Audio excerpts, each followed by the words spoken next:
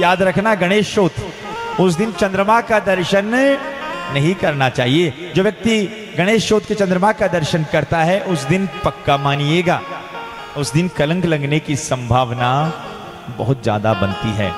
कलंक भगवान कृष्ण तक नहीं बचे हैं, हमारी और आपकी तो बात ही छोड़ो। उस दिन चंद्र दर्शन नहीं करना चाहिए। जो व्यक्ति भाद्रपद के चतुर्थी के चंद्रमा का दर्शन जो कर लेता है, वास्तविकता में मानिएगा कि गणेश चतुर्थी वाले चंद्रमा का दर्शन जो व्यक्ति कर लेता है उसके जीवन में कलंक लगने की संभावना ज्यादा रहती है। और अगर हमने भी जाने अनजाने में अगर चंद्र दर्शन कर लिया है तो उसका समाधान केवल एक है। ये सत्राजित की जो कथा है, श्यमंतक मणि की जो कथा है, या तो इसे सुन लो और या इसे पढ़ लो। सुनने और पढ़ने मात्र से वो जो चंद्र दर्शन का जो हमारे ऊपर जो कलंक लगने की जो संभावना वाला जो भाव है वो निश्चित इस कथा को सुनने के बाद दूर हो जाएगा। तो देख लो, आज के पहले जितनी भी बार चंद्र दर्शन किया होगा क्लियर। अब ध्यान रख, जो भादवा की चौथ के चंद्रमा के दिन दर्शन नहीं करने। भाव से बोल दीजिए एक बार, हाँ। बस आज भगवान कृष्ण को सब चोर चोर कहने लगे तो भगवान उस मणि को चुराने के लिए भगवान कृष्ण सीधे गए हैं और भगवान कृष्ण ने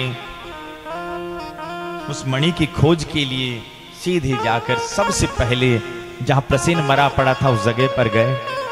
वहां एक भालू के निशान थे। भालू के निशान को जब पीछे पीछे आज स्वयं भगवान कृष्ण गए, भालू की बेटी थी, भले भालू की बेटी पर बिल्कुल स्त्री के स्वरूप में थी।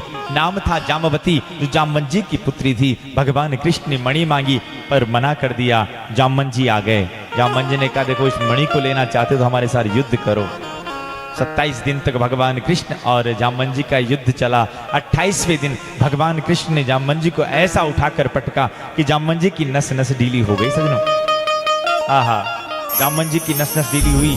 स्वयं द्वारिकाधीश के स्वरूप में ही स्वयं मर्यादा पुरुषोत्तम भगवान राम के दर्शन होने लगे। राजा परीक्षित ने कहा प्रभु कृपा करके बताओ भगवान राघवेंद्र सरकार के दर्शन कैसे? हे परीक्षित, ये जामवंजी और कोई नहीं, ये त्रेता के यही सेनापति जामवंजी महाराज है। जो जामवंजी महाराज भगवान राम से एक बार मांग बैठे कि प्रभु हमारी इच्छा है, हम आपके साथ दो हाथ करना चाहते हैं, लड़ना चाहते हैं, ताकि हमें पता तो चले कि आपकी ताकत कितनी है। अगर हम लोग नहीं होते तो माता जानकी को आप किस प्रकार से यहां पर ले आते? नहीं, हम आपके साथ लड़ना चाहते हैं। और जो ही लड़ने के लिए बोला गया सज्जनों, आज भगवान राम ने कहा देखो ये अवतार मेरा मर्यादा पुरुषोत्तम का अवतार है। अगर मैं अपने सेवक के साथ लड़ूंगा तो इसकी मर्यादा भंग होगी, इसलिए मैं इस प्रकार तो नहीं लड़ सकता। पर हाँ, आप इंतजार करिए, मैं आपकी इच्छा जरूर पूरी करूंगा। द्वापर के भीतर मैं जब कृष्ण अवतार लेकर आऊं उस समय आ जाना, आपका मनोरथ में जरूर पूर्ण करूंगा। और यही मर्यादा पुरुषोत्तम भगवान राघवेंद्र सरकार द्वापर के भीतर श्री कृष्ण चंद्र के रूप में आते हैं। तो आज जामवंजी का वही मनोरथ आज पूर्ण करते हैं। भाव से बोलिए ना एक बार, आहा। अब जामवंजी को कहा, जामवंजी आप पे काम करिए, एक मणि हमें दे दीजिए, इस मणि के चक्कर में हम पर कलंक लगा है महाराज। तब आज जामवंजी ने कहा देखो मैं भी उसी त्रेता के काल से चला आ रहा हूं और आपने मर्यादा पुरुषोत्तम का अवतार लिया, वहां से अब तक मैंने भी अपने जीवन में कभी मर्यादा को नहीं तोड़ा है। मैं अगर अपनी बेटी को दी हुई चीज वापस लूंगा तो मर्यादा खंडित होगी। आप एक काम करिए, मेरी मर्यादा भी बनी रहे, आप मेरी बेटी के साथ विवाह कर लीजिए और मैं दहेज में आपको एक मणि वापस लौटा दूंगा। आहा, यहाँ भगवान ने उस कलंक को धोने के लिए जामवती के साथ भी विवाह करना तय कर दिया। भगवान का दूसरे विवाह किसके साथ हुआ है?